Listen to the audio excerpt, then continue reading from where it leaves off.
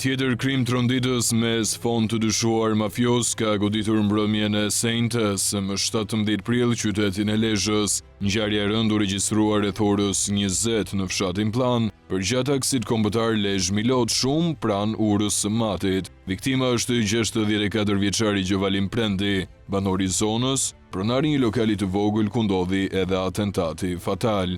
Sipas dëshmive të para nga vendngjarja dhe burimeve të policisë, autorët kanë britur me një automjet luksos të markës Porsche dhe janë dalur përballë lokalit. Njëri prej tyre ka zbritur nga makina, i armatosur rënd dhe ka qelluar pa hezitim drejt Prendit me një breshëri të pandaluar plumbash. Të shtënat kanë qenë të shumta dhe të drejtuara në mënyrë precize, çka tregon se atentatori ishte i trajnuar dhe me përvojë kriminale. Gjovalim Prendi nuk ka patur asnjë shans për të reaguar apo për të mbrojtur, prandaj vdekja ka qenë e menjëhershme.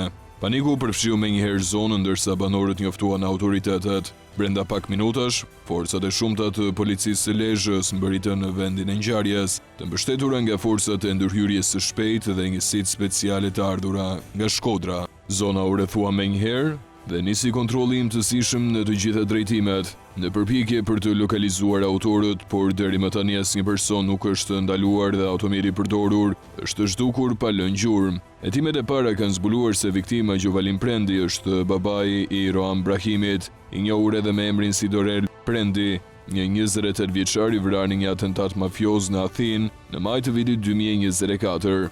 Vrasja e Brahimit në Greqi mbetet ende e pasbardhur, ndërsa dyshohet se ai ishte i përfshirë në aktivitete të palishme, përfshirë trafik ndërkombëtar të lëndëve narkotike dhe përplasje me grupe rivale shqiptare dhe greke. Ky fakt ka nxitur dyshimet e para të hetuesve, të cilët po ndjekin një pistë kryesore e cila lidhet me hakmarrjen. Dyshohet se vrasja e Gjovalim Prendit është një akt hakmarrje ndaj djalit të tij, një formë mesazhi kriminal që dëshmon vijimin e një lufte të heshtur, por të përgjakshme mes grupeve rivale që veprojnë brenda dhe jashtë vendit. Burime pranë grupit hetimor bëjnë me dije se janë duke u verifikuar lidhjet e viktimës dhe të familjes së tij me persona të tjerë të përfshirë në ngjarje kriminale të mëparshme. Hetimet janë përqendruar gjithashtu në marrjen dhe analizimin e pamjeve filmike nga kamerat e sigurisë në zonë, si dhe në identifikimin e automjetit të përdorur nga autorët. Në vendngjarje është ngritur menjëherë një grup i posaçëm hetimor, i cili po punon në drejtimin e prokurorisë së Lezhës. Synimi është zbardhja e plotë e këtij krimi të rënd, identifikimi i autorëve dhe nxjerrja e tyre përpara drejtësisë.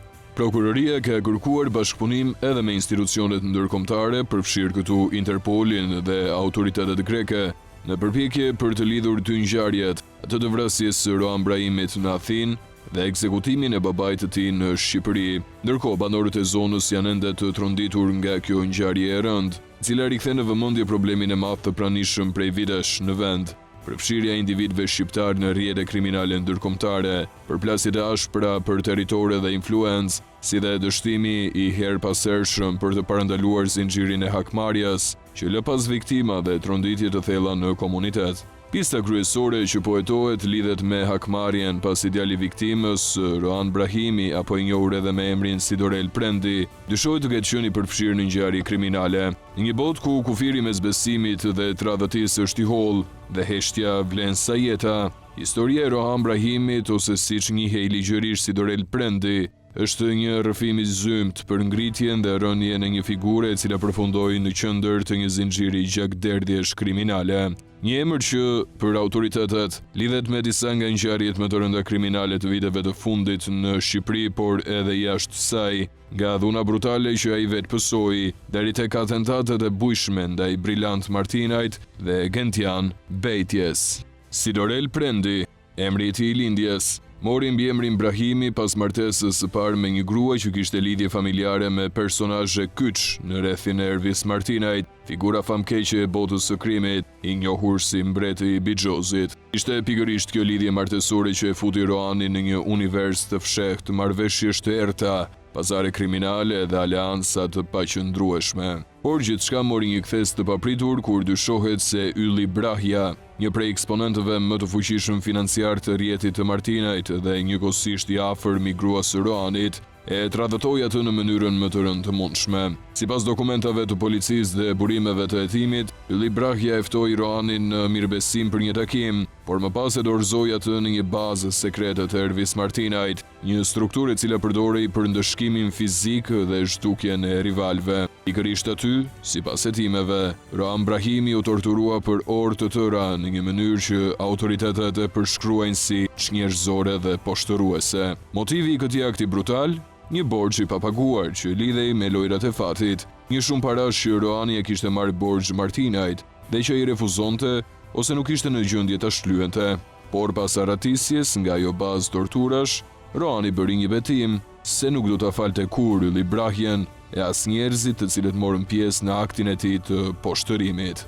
Skenaria e akmarrjes së Roanit nisi të marrjet disa muaj më vonë. Sipas burimeve të policisë, Roani hartoi një listë njerëzish që donte të eliminonte, një listë e cila përmbante emra të rëndësishëm të rrethit të Martinajt. Në krye të saj thuhet se ishte Brillant Martinaj, kushëriri i Ervis Martinajt dhe një prej figurave më aktive të grupit. Më 17 korrik të vitit 2022, Brillant Martinaj u vra në një atentat mafioz spektakular në mbikalimin e Fushkrujës. Ai udhëtonte së bashku me Dikler Vatën dhe Besmir Hoxhën, kur një automjet ju afrua dhe hapi zjarr me armë të rënda. Të tre u vranë në vend, ndërsa makina e tyre u përfshi nga flakët dhe u shkrumbua brenda disa sekondave. Pamjet e kamerave të sigurisë të sekuestruara nga policia tregojnë një automjet me targa slovene që kishte ndjekur makinën e viktimave. Ky automjet dyshohet se u përdor për të gjurmuar lëvizjet e tyre dhe për të sinjalizuar ekzekutorët. Edhe pse Roan Brahimi u kërkua për marrje në pyetje, ai nuk u gjet në banesë. Ai zhduket në mënyrë misterioze dhe që nga ajo kohë bëhet subjekt i një hetimi të gjerë, si person me njohuri të drejtë për drejta mbi atentatin. Më 15 mars të vitit 2024, një tjetër figurë e lidhur me rrethin e Martinajt, Gentian Betja, u vran në Larushk të Krujës, në një atentat i cili mbart po të njëjtën firmë mafioze, ekzekutimi pastër dhe pa lënë gjurmë. Roan Brahimi përmendet sërish si një nga personat e dyshuar për përfshirje indirekte ose si porositës i këtij atentati. Edhe pse asnjë provë direkte nuk është bërë publike, burimet e hetimit flasin për një motiv të njëjtë, llogaritë e hapura me njerëzit e Martinajt dhe dëshira për të shkatëruar gjithë rrjetin që kishte marrë pjesë në dhunimin dhe poshtërimin e Roanit. Kanë kaluar gati 3 vite nga atentati në Fushkruj, por autorët zyrtar të vrasjes së Brillant Martinajt dhe 2 miqve të tij nuk janë identifikuar ende. Prokuroria shqiptare i është drejtuar autoriteteve slovene përmes letër porosive për të zbuluar origjinën dhe pronësinë e makinës me targe slovene të përfshirë në atentat, por deri më sot asnjë rezultat konkret nuk është bërë publik. 10 persona janë marrë në pyetje, disa janë ndaluar për pak orë, por nuk është ngritur asnjë akuzë zyrtare. Edhe emri Roan Brahimit qëndron gjithmonë aty, i pashqitur, si një hije në sfondin e një lufte të heshtur, e cila vazhdon ende. Hetuesit kanë ngritur dyshime se pas atentateve nuk fshihet vetëm një hakmarrje personale, por një strukturë me gjerë kriminale me deg në Shqipëri, Greqi, Kosovë dhe vende të tjera të Europës, e cila ka përdorur figurën e Roan Brahimit si një hallk të një plani më të madh për pastrim territori dhe llogarisht të hapura. Në këtë lojë shahu kriminal, ku çdo lëvizje ka pasoja fatale, Roan Brahimi është një gur që ndoshta luajti për llogaritë të vetes, ndoshta edhe për të tjerët, por një gjë mbetet e qartë, historia e tij nuk është vetëm një histori akmarrje, por një simbol i dështimit të drejtësisë për të ndërprerë zinxhirin e dhunës që vazhdon tashmë prej vitesh të përhapet si kanceri në shoqërinë shqiptare. Me njëherë pas atentatit të përgjakshëm më 17 korrik të vitit 2022, u ekzekutua Brillant Martinaj së bashku me Dikler Vatën dhe Besmir Hoxhën, autorët me një saktësi të ftohtë operative u larguan me shpejtësi nga vendi i ngjarjes. Vetëm pa kilometra më tej, pranë fshatit Larushk, u zbulua automjeti i djegur i cili dyshohet se ishte përdorur për ndjekjen dhe realizimin e atentatit. Brenda mjetit karbonizuar, hetuesit gjetën një armë automatike dhe 2 kalashnikov, por gjithçka tjetër ishte zhdukur. nuk kishte asnjë gjurmë ADN-je, asnjë send personal, asnjë celular apo provë materiale që mund të çonte tek autorët e masakrës. Një tjetër krim mafioz i pastër, i heshtur dhe i planifikuar për të mos lënë pas asgjë. Ndërkohë që Brillant Martinaj në moshën 22 vjeçare, i afër Ervis Martinajt u shndruan në një tjetër viktim në listën gjithnjë në rritje të kësaj lufte të errët mes klaneve. Në të njëjtën kohë, misteri rreth zhdukjes së Ervis Martinajt, i njohur edhe si mbreti i Bixhozit, fillohej gjithnjë më shumë, që prej 7 gushtit 2022, kur humbi çdo gjurmë e tij, pyetjet rreth fatit të tij nuk kanë marrë ende një përgjigje. Kalimi i kohës nuk e ka bërë më të qartë se çfarë ndodhi me të. Përkundrazi, çdo atentat që pasoi zhdukjen e tij, duket se e bëri më të ndërlikuar dhe të rrezikshëm terrenin ku operonin të dyja palët, njerëzit dhe armiqtë e tij. Pas vrasjes së Brillant Martinajt, për vetëm pak javë, një tjetër atentat goditi në qendër të Milotit me 22 korrik 2022. Ishte një sulm brutal i drejtuar ndaj Ylli Brahjas dhe Klisman Preçit, të cilët ndodheshin në një makinë të blinduar tip Jeep, duke u kthyer në banesë. Autorët hapën zjarr me një breshëri prej 108 plumbash, një sinjal i qartë që nuk ishte më vend për paralajmërime, vetëm për gjakderdhje. Sërish, dyshimet e grupit hetimor ranë mbi Rohan Brahimin, tashmë një emër që po përmendej gjithnjë më shpesh në dosjet e ngjarjeve kriminale. Ai që dikur ishte viktimë e dhunës barbare në një bazë sekrete të Martinajt, tani shfaqej si një fantazmë që lëvizte në hije dhe që godiste pa mëshirë. Çdo atentat dukej i qepur mbi një skenar të vetëm, hakmarrje ndaj atyre që dikur e tradhtuan dhe e poshtëruan. Policia reagoi me kontrolle të menjëhershme.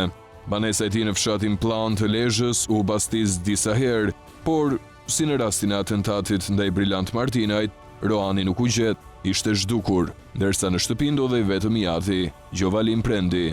Në dëshminë e tij, Gjovalim Prendi mohoi çdo dieni për vendodhjen e të birit. Ai deklaroi përpara hetuesve se nuk kishte patur asnjë kontakt me Rohanin për më shumë se një vit, se nuk e dinte se në cilin vend të botës ndodhej, nuk kishte numrin e tij të telefonit e as llogaritë të tij në rrjetet sociale. Çuditërisht, ai pranoi gjithashtu se kishte lidhje të ngushta miqësore dhe familjare me Ylli Brahjan, viktimën e atentatit në Milot, madje në mënyrë të habitshme shprehu habin dhe tronditjen kur dëgjoi nga policia se i biri ishte i dyshuar për atentatin ndaj një personi që ai vetë konsideronte mik shtëpie. Unë nuk kam pasur asnjë dieni që djali im të ketë pasur apo të ketë konflikte me Ylli Brahjan. Marrëdhëniet e mia me këtë familje janë korrekte dhe të qeta. Ajo që ka ndodhur më ka tronditur, pasi kam pasur gjithmonë respekt për ta. Por për grupin hetimor, ky version i ngjarjeve nuk ishte i besueshëm. Hetuesit dyshuan se Gjovalini, në mos ishte pjesë e fshehjes të së vërtetës, ishte të paktën i vetëdijshëm për hakmarrjen që po ushtronte i biri, i kthyer në një fantazmë të rrezikshme të botës së nëndeshme. Rohan Brahimi, sipas të dhënave konfidenciale, kishte lidhje të ngushta edhe me figura të tjera problematike. Ai rezulton të ketë patur një shoqëri të afërt me Ramazan Rajën, nipin e deputetit socialist Rahman Raja. Edhe pse Ramazan Raja u shoqërua nga policia pas atentatit në Milot, ai mohoi çdo përfshirje dhe nuk u mbajt i ndaluar. Megjithatë, kjo shoqëri vendosi në pa një element të ri në lojë, ndërthurjen e krimit organizuar me segmente të caktuara të pushtetit politik, të cilat mund të kenë ndihmuar në fshehjen, mbrojtjen ose mos arrestimin e autorëve të këtyre atentateve.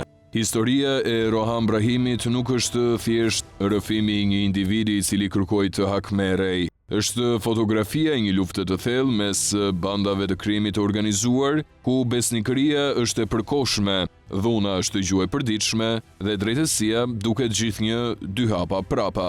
Qoftë atentatin në Fushkruj, ai në Milot, zhdukja e Ervis Martinajt, apo vrasja e Gentian Bejtjes, të gjitha këto ndodhi janë pjesë e së njëjtës rrugë gjaku dhe heshtje që shtrihet përtej kufive, e mbrojtur nga heshtja, frika dhe shpesh edhe nga fuqia politike. Rohan Brahimi mbetet një emër që përmendet me zë të ulët, por me peshë të rëndë, një figurë që ka ndezur një spirale dhune që nuk është mbyllur ende. Dhe përsa koha i mbetet i lirë, përsa kohë zinxhiri i akmarrjes vazhdon, çdo atentat i ri do të mbajë në sfond hijen e tij. Po përpara se emri i tij të lidhej me këto dy ngjarje të rënda kriminale, Roam Brahimi ishte i njohur edhe për terrorin që shkaktoi bashkë me dy miqtë e tij, Ramazan Rajan dhe Alessio Dobrozin, në një lokal në fshatin Zejmen të Lezhës, ku të maskuar dhe në tytën e armëve u kërkoi kartat e identitetit të pranishmëve në kërkim të pronarit të lokalit, me të cilin kishte patur një sherr, ngjarje për të cilën u shpall në kërkim bashkë me nipin e deputetit Partisë Socialiste Rahman Raja. Por, ndërsa deri këtu Roam Brahimi kishte mundur t'i shpëtonte drejtësisë dhe rivalëve të tij, ajo që i vuri vulën fundit të tij ishte vrasja e Gentian Betjes në oborin e vilës së këtij të fundit, në fshatin Larushk të Fushkrujës, pas ditën e 15 marsit 2024. Betja, një personazh i njohur për krimin në Fushkruj dhe ca më tej, që më parë kishte rënë pre 3 atentateve të tjera, por që kishte mundur të shpëtonte, edhe pse në njërin prej tyre ju cënuan fëmijët dhe ju vraku nati në derën e banesës. Por që këtë herë armiqtë e tij kishin marrë të gjitha masat për ta eliminuar me çdo kusht, ashtu siç në fakt edhe bën. Pas ekzekutimit të Betjes, një ngjarje e tronditshme dhe e rëndë që shënoi një nga momentet më të errta të krimit organizuar shqiptar, hetuesit bën disa arrestime të rëndësishme. Edison Axhiu dhe Ilir Beqaraj, që mbante edhe mbi emrat Brahimi dhe Mançellari, u ndaluan për lidhje të mundshme me vrasjen. Ky i fundit, Ilir Beqaraj, ishte edhe kunati i Roam Brahimit, një personazh tjetër i njohur në qarqet e krimit dhe të politikës. Kjo lidhje familjare ka bërë Brahimin një objekt të mundshëm hetimi dhe si pasojë, ai u rendit në listën e të dyshuarve nga ana e hetuesve. Megjithatë, ata nuk arritën të ngrinin një akuzë zyrtare ndaj tij, duke lënë shumë pikpyetje mbi këtë rast dhe mbi rolin që mund të ketë luajtur ai në këtë tragjedi. Hetuesit besonin se atentati ndaj Betjes kishte qenë një akt i orkestruar me bekimin e bozëve të Niklës, një grup kriminal me ndikim të madh në Shqipëri dhe jashtë saj. Ky informacion, i nxjerr nga hetimi dhe analiza e mbështetur në dëshmitë dhe provat që u grumbulluan, jep ngjarjes një dimension më të gjerë dhe të rrezikshëm. Megjithatë, pas këtij atentati, Roam Brahimi vazhdoi të jetonte në heshtje dhe pa asnjë shqetësim të dukshëm për 2 muaj, deri në momentin kur do të nisej për një udhëtim të papritur, i cili në fakt do të ishte edhe udhëtimi i tij i fundit. Nga Dubai në Athinë, një rrugë e shpejtë dhe e pasigurt për të, ku fati i tij do të përplasej me tragjedin. Përtej natyrës së krimit organizuar që është përhapur në territorin shqiptar dhe më gjerë, ky atentat shërben gjithashtu si një dëshmi e forcës dhe ndikimit të krimit shqiptar, i cili ka dalë tashmë nga kufijtë e Shqipërisë. Ajo që ka bërë përshtypje është se forca e krimit organizuar shqiptar tashmë ka arritur të shtrihet edhe në territore të tjera, si Dubai dhe Athinë, duke treguar kështu një nivel të lartë të organizatës dhe mundësitë e saj për të operuar në nivele ndërkombëtare. Kjo ngjarje tregon gjithashtu se edhe pse krimi mund të duket i fjetur për një periudhë të caktuar, ai është gjithnjë i gatshëm të reagojë kurdo që ka ende llogari të hapura dhe interes për të mbrojtur apo për të rimarrë pozitat e tij. Mëtej, një tjetër aspekt i ngjarjes që ka ngjallur shumë spekulime është lidhja me figurën enigmatike të Ervis Martinajt. Ky emër ka qenë i pranishëm në të gjitha diskutimet për krimin e organizuar, por deri më tani është mbajtur i mbështjell në mister. Disa thonë se pelerina e fantazmës së Ervis Martinajt vazhdon të shëtisë lirë, dhe se ai mund të jetë mbajtur dhe të ketë mbajtur një ndikim të fshehtë mbi ngjarjet që ndodhin në Shqipëri dhe jashtë saj. Duket se nëse nuk është ende gjallë, mund të jetë dikush tjetër që ka marrë drejtimin e bandës së tij të shpartalluar, duke përdorur emrin dhe reputacionin e tij për të friksuar rivalët dhe për të rikthyer forcën e grupit. Ose ndoshta mund të jetë një tjetër mundësi që ka të bëjë me faktin se Ervis Martinaj është ende gjallë dhe mund të ketë zhvendosur aktivitetin e tij në një nivel tjetër. Disa sugjerojnë se ai mund të jetë duke drejtuar punët nga një vend i sigurt jashtë Shqipërisë, duke përdorur rrugë të fshehta dhe duke u mbrojtur nga strukturat e krimit që ndihmojnë për të ruajtur dhe shtrirë ndikimin e tij. Çfarë është më e vërtet? Askush nuk mund ta thotë me siguri, por është e qartë që kjo histori vazhdon të jetë e pasigurt dhe mbetet një mister që mund të ketë zhvillime të papritura dhe të tronditshme në të ardhmen. Në fund, ajo që është më e rëndësishme është se ky atentat dhe pasojat e tij tregojnë për fuqinë dhe ndikimin që ka krimi i organizuar në Shqipëri dhe jashtë saj.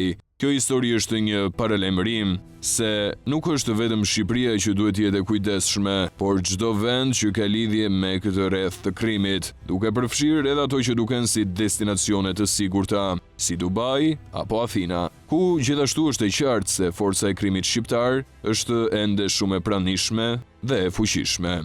Për shumë kohë, emri Ervis Martinajt ka qenë sinonim i mistereve dhe fshehtësisë, por sot pyetjet që mbeten pa përgjigje janë të shumta. A është ai ende gjallë? A ndodhet ai ende aty pas gjithë spekulimeve që kanë mbuluar emrin e tij? A ka qenë ai i cili po fshin një nga një kundërshtarët e tij, duke i larguar ata nga skena një herë për gjithmonë? Apo ka ndodhur një kthes tjetër dhe në vend të tij dikush tjetër po merr përsipër të gjitha ato punë, të cilat Martinaj mund t'i ketë lënë përgjysëm? Përse nuk ka ende asnjë provë të qartë që tregon ku ndodhet Ervis Martinaj? A është ndoshta ai një figurë që ka arritur të zhduket pa lënë asnjë gjurmë? Apo ndoshta është një tjetër i cili përdor emrin e tij si një mbulesë për të realizuar plane të fshehta dhe të dëmshme? Po nëse Martinaj është vetëm një legjendë që po përdoret për të krijuar një perceptim të gabuar, a është dikush tjetër që po vepron në errësirë dhe që po vazhdon të lëvizë dhe të ndikojë në realitetin që na rrethon?